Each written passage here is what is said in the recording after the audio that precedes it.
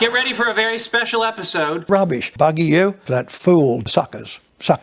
The great non-minister of our time, because I've got a brain. We're going to poke their eyes out. Deeply pathetic Bolsheviks. Deep doo-doo. We'll punch your lights out. I'll acid drop himself. They're on the bones of their bum. Well, that is a very powerful turn of phrase. Guys, let's get serious. Here's a bunch of accommodating people in Australia, you know, an accommodating Prime Minister, you know, a Conservative Defence Minister, a risk-averse Foreign Minister. Let's put a proposition to them. For $360 billion, we're going to get 8 submarines. Right? It must be the worst deal in all history. If we were buying Collins-class replacements, we'd get at least 40 to 50 of those submarines. 40 to 50 for the same price. No Navy's ever done better than having 1/3 of their boats at sea at any one time. Now remember, the nuclear boat's only firing a traditional torpedo. It's not firing a nuclear torpedo, just like the other boats. And because it's 8,000 tonnes, that's big, they'll be discoverable from space. And what's more, they are too big for the shallow waters of the Australian coast. A 4,000 tonne boat, like the Collins, worked perfectly around the Australian coast because it was designed to protect Australia. Here we are in Asia, going back to Britain, you know, after they've dumped us, completely dumped us all through the 20th century. Don't underestimate the effect that the Sydney Morning Herald and the Age for 5 years, you know, that you know, I've been attacked by Archer, that psychopath who runs this attack on me, about me being a representative or putting the views of the People's Republic of China, you know. But he's had free movement for 5 years to run this scare campaign in Australia. This was supported by the management of Nine Group. This fellow, James Chessel, I understand, sits at the top. So Chessel is part of the responsibility here, you know. And so this maniac has put this stuff, and he's on the ABC, he's on the drum every other night, you know. He's got the great stentorian voice, but no stentorian mind to match it. They talk about me on China Development Bank. I was on China Development, by the way, I left 5 years ago, right? I was on the China Development Bank board for 13 years and 10 years as chairman, right? With Henry Kissinger, with Paul Volcker, with the former managing director of the IMF, Jacques de la Rosière. And you know what our fee was? $5,000 a year. $5,000, what they didn't even call it a fee, they called it an honorarium. I have no commercial interest in China whatsoever, none. And you know what I used to do before I'd go to a China Development Bank meeting? I'd visit Glenn Stevens. And I'd say to the governor of our central bank, Glenn, what would you like me to inject into the conversation up there this week? Every year I would see him, and when I got the Chinese papers back, I would give them to the Reserve Bank. In other words, I sat as an Australian representative, essentially with Kissinger as my deputy for these years, sitting there, picking up the intelligence out of the PRC, hoping I was doing a great thing for Australia and taking it back to the central bank here. That's what I was doing. But I've had to put up with this stuff out of Sky News, you know, that Dill Bolt and others, and of course, you know, I'll acid drop himself, Archer, saying, oh yes, but look, Keating's views are compromised, as if an Australian Prime Minister would compromise his commitment to the country because he sat on some international board and getting paid $5,000 a year and having no other interest there. Commercial reactions on things like the things you mentioned, they're not strategic, they're not in a threat, you know. I mean, look at what we're doing to them in the WTO and all the steel dumping and all the rest of our stuff, you know. I mean, you know, in the friction of international politics, these things turn up, but they're not threats. You can't impute threat, meaning invasion, with putting a tariff on wine. Or maybe you're silly enough to think that.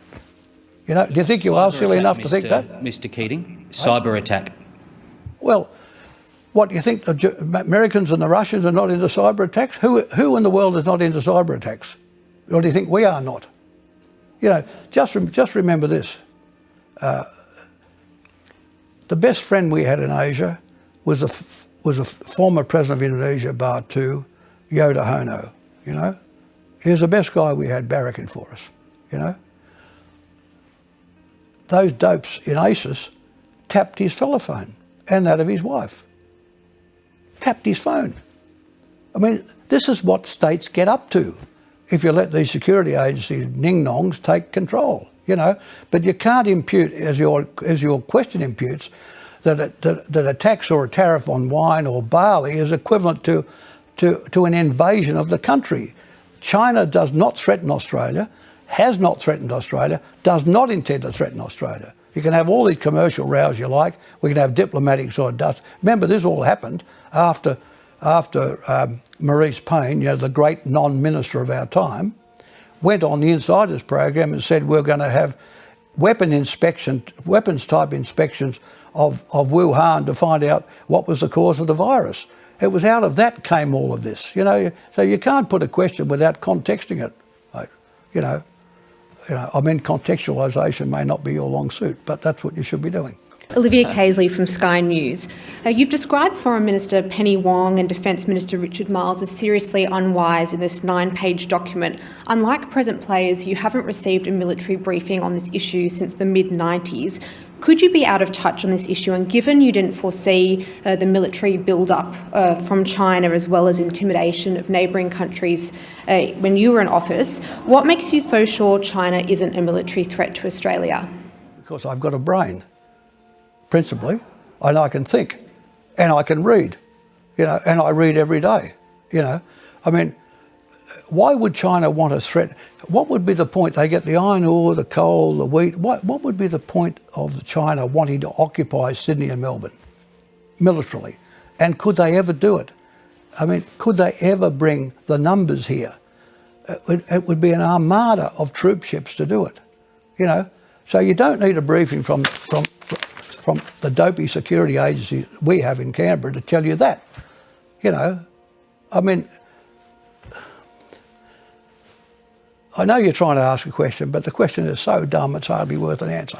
Well, so do you just let them carry on with their business, whether that be in the Spratly Islands or wherever, you just say, oh, well, they don't plan to attack Australia, so it's all okay? You know how big what's the other islands we're always talking about? Just look, just pick it up, just go on to Google Maps and have a look at it. It's about as big as Centennial Park, about as large as Centennial Park in Sydney. That's what we're talking about here. You know, I mean, you know, Sky News, you got to dust up your reputation to be on Sky News, you know, and you're probably doing your best to do that. Why would the Chinese can't find an alternative supply to Australian iron ore? They've got 30% of their country still to build. We have the highest grade, 63% Fe iron ore, 10 steaming days from their coast. What, do you think they don't want that? You think we need the American military at the Pentagon to make sure our iron ore boats go to China? The Chinese, it's a wonder they don't have a welcome for us out every day one of these damn things turns up, because all that tonnage on their wharves build these Chinese cities. The story of modern China is a story of urbanisation. That's what it is. Urban areas are built with steel. Steel can only be done in China out of Australia. So why would the Chinese want to interrupt their capacity to deal with us? Matthew Knott from the Sydney Morning Herald and The Age has a question. Hi, Mr. Keating. I'll ask two parts if I could. You've been extremely critical today of the Albanese government, including Ministers Richard Marles and Penny Wong. Are you concerned that your comments today could represent a fundamental rupture with the party? You've already said that the Prime Minister hasn't responded to your request to brief him on this. And secondly, you have a tremendous skill for invective and criticism. Could I ask you now to turn some of that to the Chinese Communist Party and its treatment of Uyghurs, for example, its treatment of pro-democracy activists in Hong Kong? Will you be similarly critical of them as you are of people in your own party and journalists? Struck yourself in. After what you co-wrote with Harcher last week in that shocking presentation in the Herald on Monday, Tuesday, and when you should hang your head in shame. I'm surprised you even have the gall to stand up in public and ask such a question, frankly. You know, you ought to do the right thing and drum yourself out of Australian journalism, you know. I mean, that's the most egregious, the worst, the most biased presentation. You pick up 4 specialists. You could have picked up John McCarthy, a long-term specialist, Alan Gingell. You pick up 4 China hawks the biggest of them all, Jennings, Davina Lee, these are all China hawks. You represent them to your community as having an independent view, where you know full well that you've selected them to do this thing. And here you are asking me about Uyghurs, and you're asking me about, if I said to you, and I did say when I saw it last time, here's the Prime Minister over, there's everyone over to India, not one question from any one of you about Modi shutting in the Muslims in Kashmir, in the pro-Hindu policies. Nothing. But there is still a question, Mr Keating, about the Chinese treatment of the Uyghurs. Yeah, well, the treatment of the Uyghurs, I'm not to defend China about the Uyghurs. I mean, there's disputes about what the nature of the Chinese affront to the Uyghurs are. There's a dispute about that.